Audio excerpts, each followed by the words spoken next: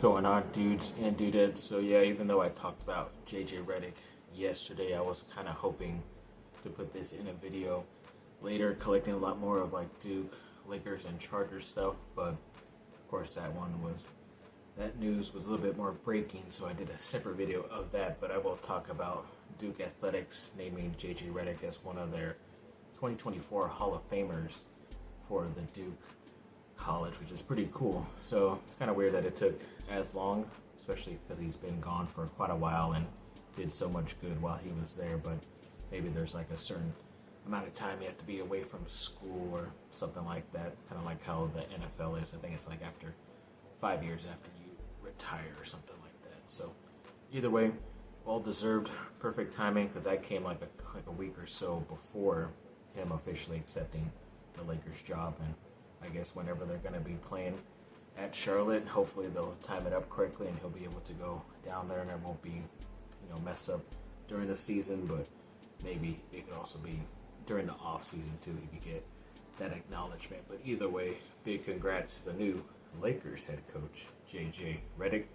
And it looks like the Chargers are officially done signing their rookie class of 2024. I thought it was last week or something like that, pretty recently, but I guess now it is official with the second round wide receiver and Lad McConkey. Apparently his agent was working overtime because he is now the highest paid number 34 overall pick in a draft, a second round pick. So yeah, I guess whatever money he was able to get guaranteed or whatnot over the first couple of years is the most that's ever been. And I guess he just assumed that he wanted and he believes that he can be a first-round pick talent, and it looks like he is already going to be Justin Herbert's favorite target. At least the off-season workouts have shown that so far. So, yeah, I guess he's going to earn every bit of money. He just has to stay 100% healthy throughout the whole season, unlike how he was at times at Georgia. But either way, looking forward to seeing what he can do in his first year with the Chargers. And yes, the LA Sparks, sadly, their first round number 2 overall pick, Cameron Brink, looks like she tore ACL the other day. When I saw the injury in which he fell, it kind of looked like Kobe when he thought somebody kicked his ankle and it ended up becoming the Achilles, but it looks like it's a torn ACL. So, of course, a lower leg injury, going to be out multiple months, pretty sure out for the rest of this season. Hopefully she will be coming back stronger than ever next season. And then CBS Sports put out a prediction of landing spots for 49ers wide receiver Brandon Aiyuk, and the Chargers were one of those spots according to their analysts. I guess he might have chose the certain teams because they're able to have enough money to be able to trade for his contract and all that stuff. But I think he's still on a pretty good rookie deal because he wasn't a first round pick, so it's probably not going to be that much. But that's why he's in talks with the 49ers, because he wants to have a new contract and all this stuff, and obviously more guaranteed money, which I don't know if the Chargers would end up doing that, but he is pretty much an upgrade and probably their number 1 wide receiver if he were to get traded there. So that could be something interesting that the Chargers do this offseason. And then, yes, the Anaheim Ducks have been teasing some type of either new jersey or new logo, because it's like all orange wrap thing around what looks like one of the Anaheim Duck logo eyes. So maybe this is them finally being smart and going back to the actual duck looking logo instead of what was like the foot of a duck that spelled out the D or something like that for ducks. I don't know what the hell that logo was and has been for the past decade or so. But if they're going back, and every time they've done like a logo, like a throwback type of night with that older logo or some different version of it, it has always turned out well, and people come to the arena with more of those jerseys on than that duck foot or whatever the hell it is. So yeah, hoping this can be an official change for my Anaheim Ducks, but as of right now, that's kind of the only bright spot.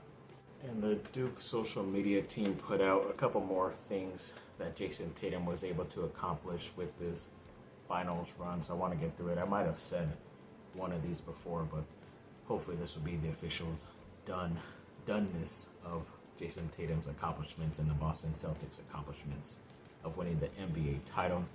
But apparently, he is the first Celtic ever, which is crazy, with 30 points and 10 assists in a finals game. He has the most playoff points ever by aged 26 or younger. I believe he passed Kobe for that one. And he is the sixth player in NBA history to win a title while leading his team in points, rebounds, and assists, which is kind of crazy how he didn't even win. Pretty sure he was up for consideration, but he didn't win both the Eastern Conference MVP and the Finals MVP. Everybody sort of assumed he was, and he led his team in all these categories. Yeah, there were a couple games where Jaylen Brown exploded and looked better numbers-wise, but when it comes to consistency and everything like that, it was Tatum. He is the leader of this team, and I know, pretty sure as of right now, all he's going to say is they're still a team. All they wanted to do was win the championship, and that's what they were able to accomplish. But in the end, it kind of feels like a Andre Iguodala over Steph Curry in that first championship for the Warriors, where Curry was still the more explosive, better player on that team, but they gave it to Iguodala because he somewhat slowed down LeBron, even though LeBron literally did everything and had to do everything because Kyrie and Kevin Love were out pretty much all the finals, and his numbers were still gaudy and crazy high numbers, but I guess he still, because they won the series, they gave it to Iguodala for his good defense or whatever it was, but kind of feels like that, or I don't know if they're giving it to Jaylen Brown because, I don't know, I don't want to get into that little bit of stuff of why I think they're probably giving it to Brown exclusively, but I guess if anybody else were to win it, I guess it would be him or Drew Holiday or even Derek White, I guess. But Tatum has been the more consistent guy. So, like I said, I don't know why he wasn't the Finals MVP. So I wanted to update you all on Duke basketball recruiting in the 2025 and 2026 class because they've been making some moves here and there. They did put out a list I saw of all the guys that they have offered in the 2025 class, and it's a pretty good list, but I'll mention some of the more notable names. Obviously, the Boozer twins and Cameron, the 5-star, and the 5-star Caden Boozer. I think one's a center, the other one's a guard. That 5-star AJ Debansa, who USC is also after. 5-star Malik Thomas. 5-star Nate Amont, a 5-star in Braden Burries, and a 5-star in Koa Pete as well. So a nice mix of guards and wings as well. Never really going after a top center because maybe they just assume some of the guys they have on the roster now are going to stick around, or maybe they're going to get somebody through the transfer portal. But either way, a lot of great guys on here. This is also a class that Cooper Flagg should be technically a part of, but just looking at some of the off-season summer workouts that have already been starting for Duke, he's looking pretty nice so far, a little bit ahead of his time. Like, so sometimes some of those guys that came in for Duke a year early than they were supposed to kind of still looked a bit weaker and not as strong, but he definitely looks like he's going to be able to do whatever he wants in college. It's just going to be tough because he's going to want to jump to the NBA in 1 year, and then he's probably going to get picked number one, but to a crappy team and have to deal with trying to become good on a crappy team. But either way, I have some belief in him that he's going to be all right, and hoping that at least if they get a handful of these guys who are mostly 5-stars and a couple of 4-stars in there as well in this 2025 class, I think Duke basketball will be just fine in my opinion.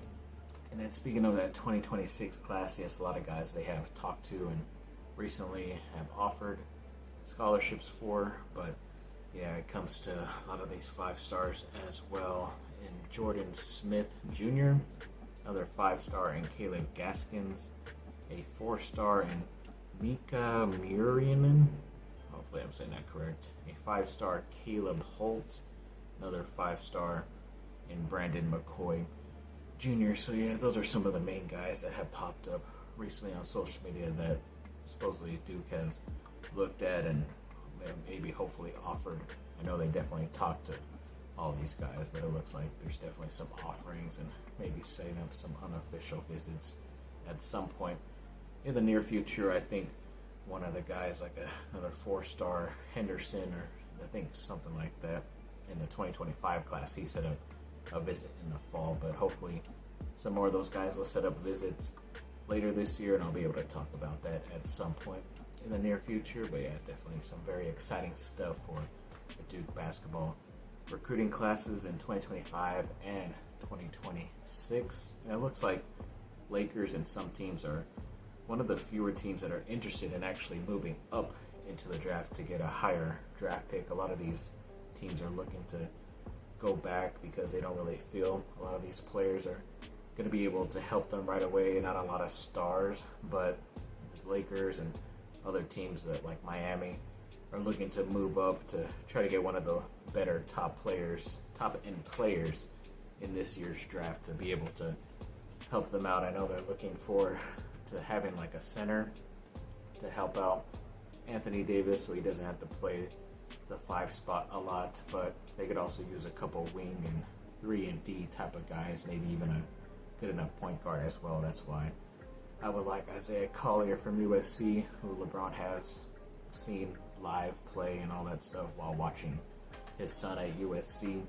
Zach Edey is still a favorite, the big man from Purdue. I know there's a couple other guys that they've kind of targeted on themselves, but we'll see how this goes. I think there's like a pretty good 3 and D, more of a defensive guy from Virginia that's going to be pretty good, but I think they can only get him if they move up a couple spots. But if they have to give up a player who's on an expiring deal, that's probably fine.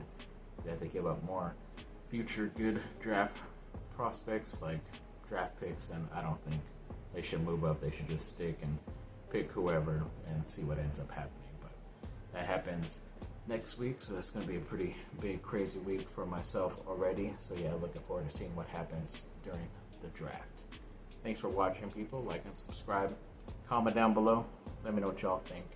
Have a great rest of your day. Bye.